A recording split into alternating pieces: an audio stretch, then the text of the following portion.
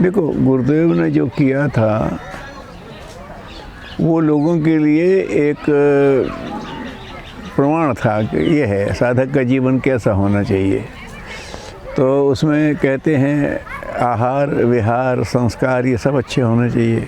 आहार का भी महत्व होता है कि ये अन्नमय कोश तो अन्न से ही बनता है, तो आपने कैसा खाया अन्न। और ये भी कहावत है जैसा खाए अन्न वैसे बने मन। तो अन्न का जो स्थूल भाग होता है उससे अन्नमय कोश बनता है।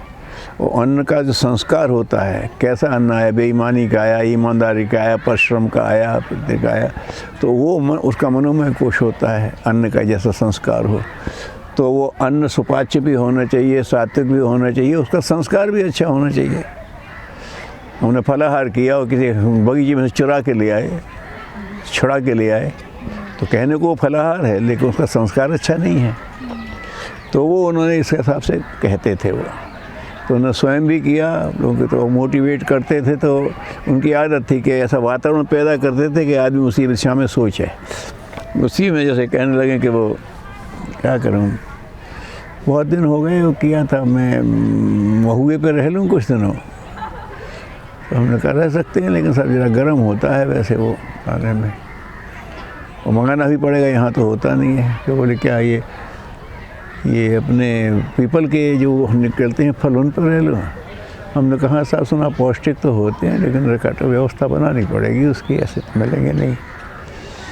तो ऐसे ही कहते थे। तो हमने एक बार कहा कि साहब ये तो आपने बहुत कर लिया, अब तो हम लोग करें तो अच्छा है। तो बोले तो करो ना, मतलब वो चाहते थे कि ऐसा करें। अब और किसको कैसे संकेत किए राम जाने, मुझे किया। तो फिर हमने सोचा कि ठीक है, ये कहते हैं कि अन्नमय कोश को भी करने की आवश्यकता है।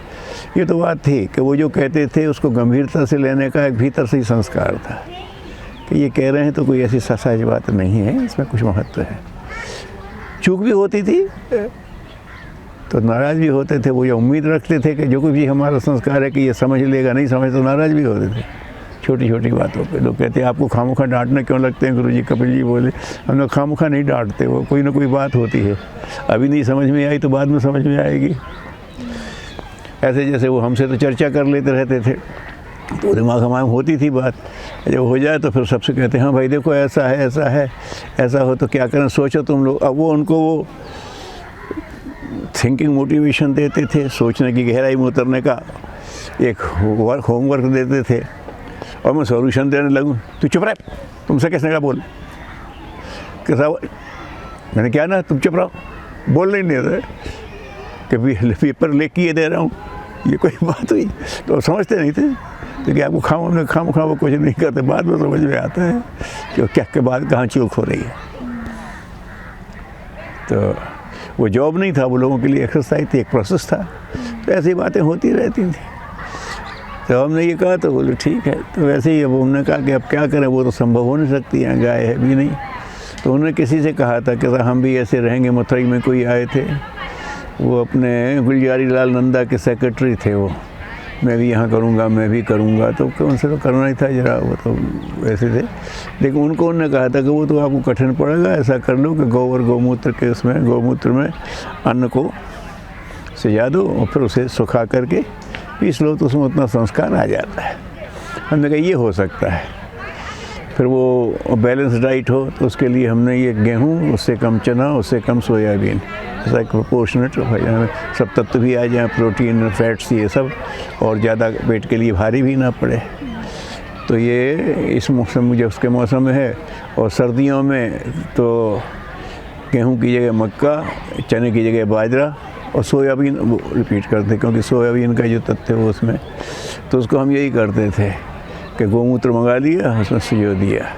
पहले कुछ दिनों किया कि उसी में हो गया, फिर वो सीधा निकाल के डाल दिया तो मुंह में छाले आने लगे, बहुत गर्म होता है वो। तो पांडे जी ने कहा लगता है ये छाले नहीं ठीक होते, बोले वो आपको गौमूत्र करते तेज़ होता है शायद ऐसे। उन्होंने कहा ठीक है। तो सिजो देते थे, उसके बाद फिर उसे पानी से धो करके जितना उसमें आ गया जो तत्व, घंटे 2 घंटे योगा, फिर सूख करके और फिर सुखा उसे करते थे। तो अलग सुखाएं, फिर भूने कहाँ भाड़ में भेजें, तो अपने बड़ी कढ़ाइयों में डाल करके उसे थोड़ा हवा खा गया, उसमें डाल दिया, थोड़ी देर चलाया, तो गर्म हो गया तो ढक दिया। तो जो चने जैसे बनाते हैं ना लोग शौक करके, तो वैसा वो पक जाता था भाप से। उसे लेकर के फिर खुला चला दिया, तो उसमें पानी सुखा दिया और फिर वो पिसवा लिया। तो वो रखते थे हम हमेशा। तो जितने चांद्रायण किए हैं वो भी उसी से किए हैं। वही सत्तू ही अपना इतना लेना है, 14 चम्मच नाप लिया, और एक एक चम्मच घटाते गए, फिर एक एक चम्मच बढ़ाते गए। तो ये इस तरह से उसको किया।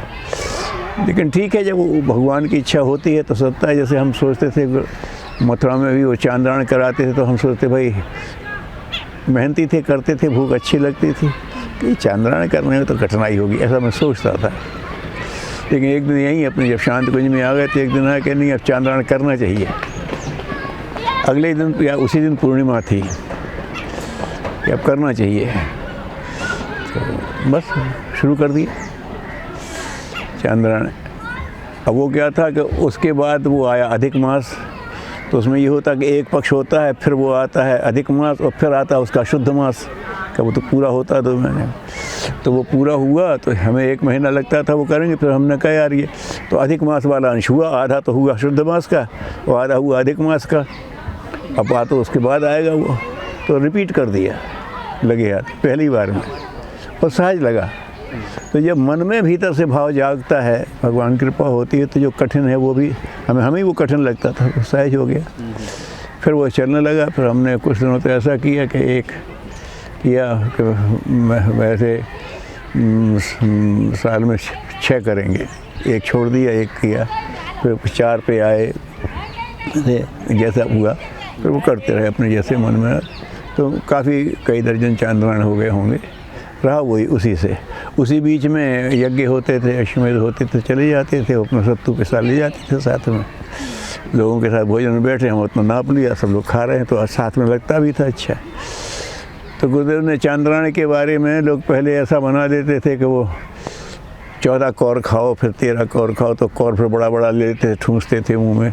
तो गुरुदेव ने उसको वैज्ञानिक बना दिया कि तुम्हारी जो अपनी खुराक है सहज, एक बैठक में जो तुम खा पाते हो भरपेट, उतना नाप लो और उसी का 14 वंश घटाते जाओ, बढ़ा लो।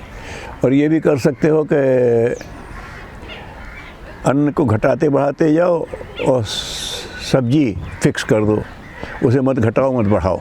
तो आजकल सब काम के साथ करना पड़ता है, यहाँ सत्र भी चल रहे हैं, उसमें वो कर लो, तो उसे मत बढ़ाओ मत बढ़ाओ। और जो पेय लेते हो, सवेरे चाय लेते हो, दोपहर में छाछ लेते हो, जो कुछ भी है, तो वो फिक्स कर दो, इतना ही लेंगे, ना उसे घटाना है ना बढ़ाना है। नहीं तो अन्न घटाना शुरू किया, दूध पीना, तो वो भी पूरा आहार हो गया।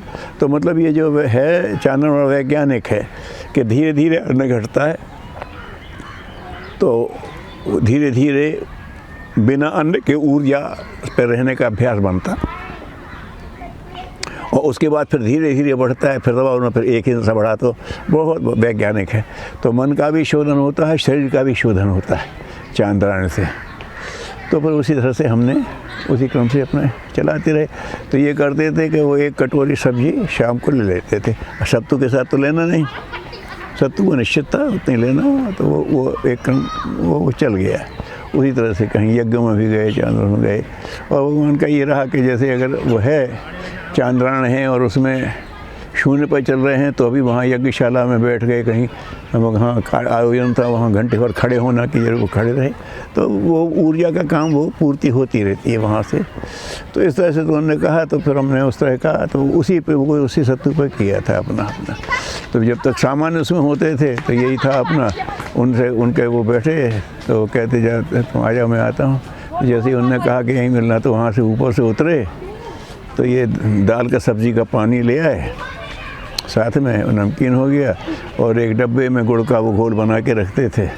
तो कुछ इसमें घोला कुछ इसमें घोला, फिर पानी 10 मिनट में पहुंच गए वापस, आ गए। तो जैसे उनका चिंतन चलता था ना, तो फिर वो उसमें वो विक्षेप नहीं चाहते। जैसे वहाँ कह रहे भोजन का समय हो गया, अच्छा भी समय आता हूँ तो यहीं में मिलना, ठीक है। तो कई दफ़े तो ऐसा हो जाता कि सवेरे ही बुला लिया 4 साढ़े 4 बजे, मन में आ गई तो उन्होंने कहा तो ठीक है। तो हमारा ये उठे, लघुशंका गए, थोड़ा मुंह धोया और पहुंच गए। फिर ये नहीं कि निवृत्त होके आना है बेटा, और भगवान ने निभाया भी। गए तो शुरू कर दें, तो माता जी ने भोजन को बुलाया तो कहें कि भाई रघुवीर सर यहीं मिलना, तो हमने कहा सर यहीं मिलेंगे। और वो उतरे और भाग करके आए फटाफट और क्या नहाए और फिर वहाँ जाके बैठे जब तक वो आए 15 मिनट में।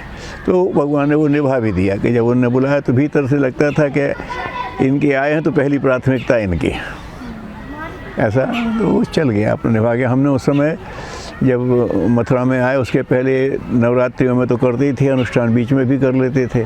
अब वहाँ व्यवस्था में लगे रहें तो कोई समय ही नहीं था, सब पीर बावर्ची बिस्ती खर सभी काम होता थे करने का। तो मन में आता था कि इन सब के अनुष्ठान सही हो जाएं, यही हमारा अनुष्ठान, ऐसा उन्हीं की जैसे प्रेरणा भी कि इनका अनुष्ठान हो रहा है, वो हमारा ये अनुष्ठान है इन लोगों के अनुष्ठान में। तो फिर हमने किया नहीं। फिर जब गुरुदेव सूक्ष्मीकरण हुए तब फिर हमने कभी अनुष्ठान किए व्रत अनुष्ठान, नहीं तो नहीं किए। वो प्राथमिकता उनके काम की और है भी उसी का कि भाई अब जब परमात्मा स्वरूप हैं तो उनका गए। लेकिन वो भीतर से जैसे स्वभाव में ही थी बात, तो वो अपना ऐसा हो जाता था। तो उसी क्रम को हम चलाते रहे। तो अश्वमेधों में भी जब आया क्रम तो हमने ये कहा कि देखो ये ठीक है कि गुरुदेव की ही शक्ति तब शक्ति काम कर रही है, अश्वमेध हम लोग कहाँ कोई सोच भी नहीं सकता, लेकिन वो तो सोचते थे। उन्होंने तो यज्ञ की प्रार्थना में लिख दिया अश्वमेधाधिक रचाएँ यज्ञ परोपकार को, तो उनकी तो योजना में था भगवान से प्रार्थना करें। तो माता जी ने घोषित कर दिया कर रहे हैं। तो हमने ये अपने उसके सब जो मंत्रों का अश्वमेधिक पद्धति ये वो सब अपने भगवान की दया से वो विकसित हो गई, क्योंकि उसी समय वेदों का काम चल रहा था, तो यजुर्वेद पे चल रहा था। यजुर्वेद में सारा कर्मकांड है। तो अंत ही प्रेरणा से कि इसकी हावतियाँ करेंगे, इससे हावतियाँ करेंगे, इनका है नमा। फिर बाद में लोगों ने जब आलोचना की तो पता पड़ा कि वो आवश्यक है। फिर ब्राह्मण ग्रंथों में देखा तो वो ऐसे ही कभी किसी के मुँह से कुछ ना किया, लेकिन वो सब पूरा बन गया था कि जो वैधानिक अश्वमेध का होना चाहिए वो अपने आप बन गया था। ऐसा उनका अपना प्रभाव चलता था। तो हमने ये कहा था कि ठीक है वो अपना कर रहे हैं, लेकिन वहाँ व्यास मंच पे तो हम ही लोग बैठेंगे संचालन करने की, तो थोड़ा बहुत हमें भी प्रतीकात्मक तप करना चाहिए। तो क्या है कि इतना ही रखो कि जब तक उस दिन का यज्ञ समाप्त ना हो जाए तब तक फलहार पे रहे, उसके बाद भोजन कर लो और शाम को दूध ले लो, फल ले लो या जैसा करो, इतना तो करना चाहिए।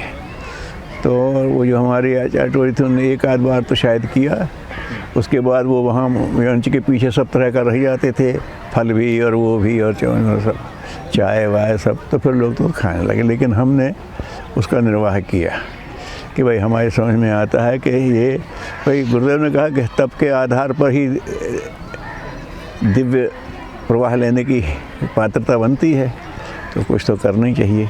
तो हम अश्वमेध में गए चाहे ना गए, जिस दिन से कलश यात्रा हुई उस दिन से हमने मान लिया हम वहीं पर हैं। तो वो अपना जो व्रत था कि अपना अंदाज से कि इस समय तक पूर्णाहुति हो जाती है, तब तक अपना सवेरे दूध ले लिया, दही ले लिया, ऐसा कुछ फल शाम को वो कर लिया, और रात्रि को कुछ ऐसा है तो वहाँ फिर हमने कहा भाई शाम ये 2 केले ले आओ, केला खा लेंगे, दूध पी ले जाएंगे तो आहार ठीक हो जाता है। तो वो केले नहीं मिल रहे थे तो वो अंगूर ले आए, सस्ते आ रहे थे। हमने कहा ये कोई नहीं देखता, कहीं आचार्य लोग अंगूर खाते हैं, कहने को होता है। तो फिर हमने उनसे कह दिया, तो भोजनालय वाले 2 आलू भून करके भेज देते थे, छीला उसको अपने दही के साथ ले लिया। तो ये क्रम वहाँ गए तो नहीं गए तो ये हमने अपना तरफ से निभाया उसमें करने का, तो उसका अपना प्रभाव होता रहा। तो अब ये जाने अनजाने, लेकिन गुरुदेव की बात है तो हमें मतलब अपनी तरफ से भाई वो तो बहुत बड़ी शक्ति है अश्वमेध का, तो क्या कहना, वो करेंगे वो पूर्ण। लेकिन हम भी कहीं बैठे हैं तो हमें अपने कम से प्रतीकात्मक तो करें। तो ये भाव रहा तो करते रहे, सब ऐसे ही अपना सब चलता रहा। जो कहते थे उसके लिए अपने मन में भाव आता था कि हाँ ये हमें उनकी बात को प्राथमिकता देना है, भीतर से आता था। और खुश भी होते थे वो इस पर, और नाराज़ भी होते। जैसे बताया ये जो अपना वहाँ श्री शक्ति के पीछे नाला बहता है ना, तो 2 कच्चा था से पक्का करवाया, तो जितना पानी रेगुलर बहता था हमने सब कर दिया। बड़े नाराज यहाँ आता है पानी, तो देखते थे कि आगे बिल्डिंगें बनेंगी, बाढ़ का पानी निकल जाता है, इधर को आ सकता है। तो बोलिए ये बना दिया है, तो हम तो ये बनवा तो दिया नाला, देखो देखो बेवकूफ़ को, देखो नाली को नाला कहता है। मुझे बनी है, वैसे काफ़ी पानी आता है, लेकिन जब फिर वो बरसात का पानी बिल्डिंग में उधर से आने लगा तो ये त्रिपदा में पानी भर जाता था। कितना आगे निकास कम था, दीवार थी तेज, उसने दीवार तोड़ दी। फिर हमने उसमें वो लगाया, नीचे वो जाली लगा दी तो कुछ हुआ। फिर हमें ध्यान में आया कि जहाँ ये अपना है ना विदेश का अपना ईस्टर्न जोन बैठता है, तो हमने कहा यहाँ से ही पानी निकलता है, इसे गड्ढा करके और इस पर एक छत जैसी डाल दी तो काफ़ी, अब वो पानी कभी नहीं रुकता, वो वहाँ से निकल जाता, वो उधर से निकल जाता, इधर से जाता है तो वो इधर से निकल जाता है। उसके बाद फिर कभी पानी की समस्या नहीं। लेकिन उन्होंने कहा था पानी आता है, देख लो नाली को नाला कहता है, समझता नहीं बात को, देख लो इनकी बात है। तो वो जो अगर ना समझो और हमें समझना चाहिए तो नाराज़ भी होते थे, और समझ लो तो उसमें फिर पूर्ति भी करते थे। चलता है।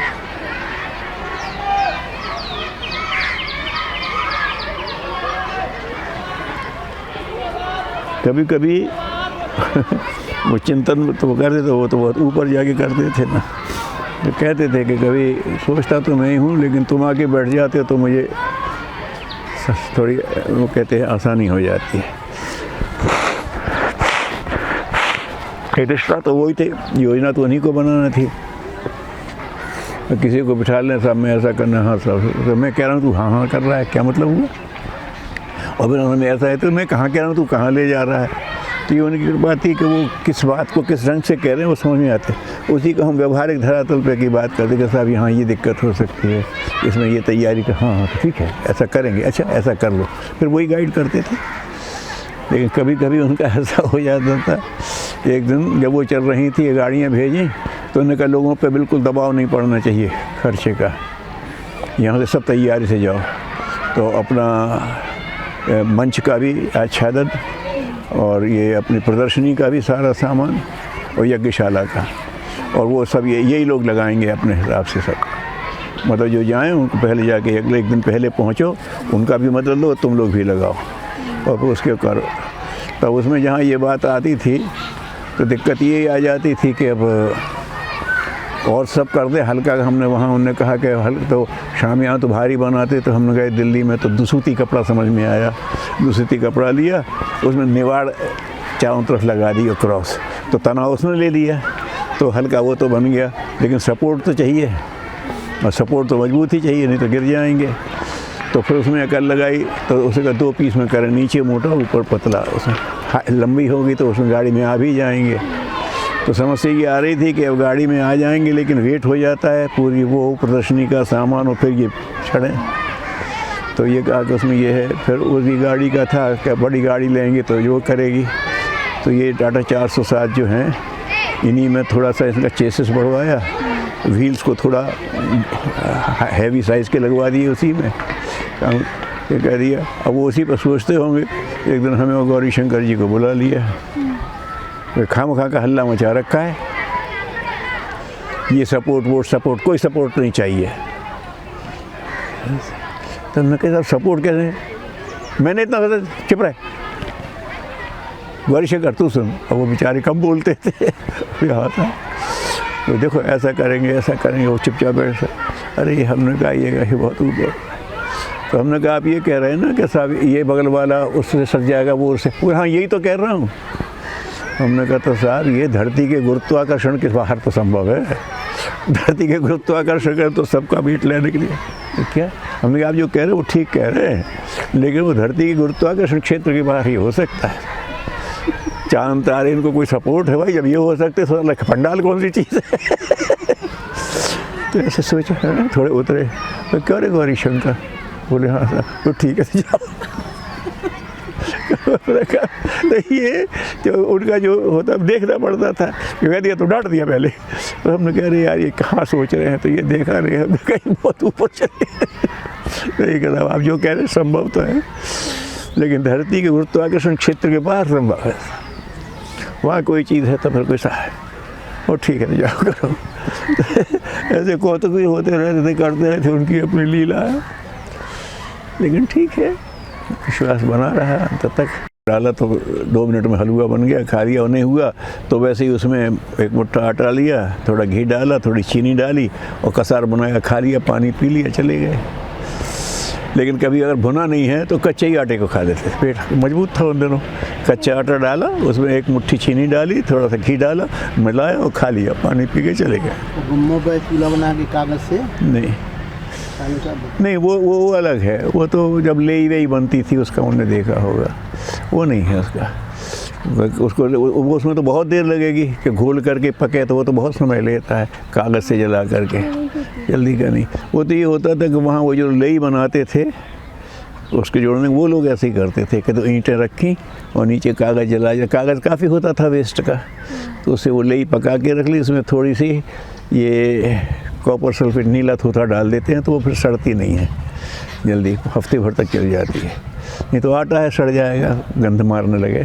तो वो उनकी अपनी टेक, वो अपने उसने खाने के बाद वो तो बनाया, उसको पकाएंगे तो पकने में तो बहुत देर लगेगा, हलवा जैसा बनेगा।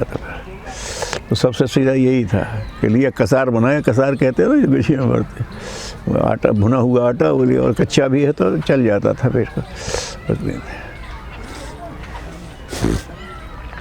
लोग मानो अरे ऐसा कैसे होगा, वैसा लगता है। हमारे साथ के एक थे तो उन्होंने कैसे, तो हमने उस दिन क्या किया कि कच्चे ही आटे का बनाया, थोड़ा घी शक्कर अच्छा मिला दिया उसमें। बोले को ये भुने ही उसका है आटे का, देखो कैसा लगता है। तो उन्होंने खाया, बोले हाँ ठीक है। उनको भी नहीं लगा कच्चा है। आदमी भीतर से सोच लेता अरे कच्चा है, ऐसा है, कहीं कुछ नहीं होता। अंकुरित तो खा ही लेते हैं लोग, स्वयं से खा लेते हैं। तो आदमी अपने ही ऐसे सजेशंस दे देता है अपने आप को।